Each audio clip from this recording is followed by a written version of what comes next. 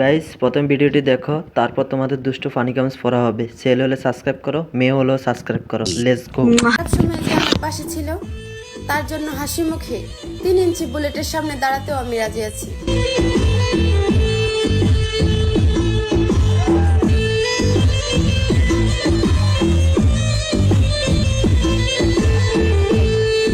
तो चलिए शुरू करते हैं। আপনারা খাইছে কজনে বলেন না একটু।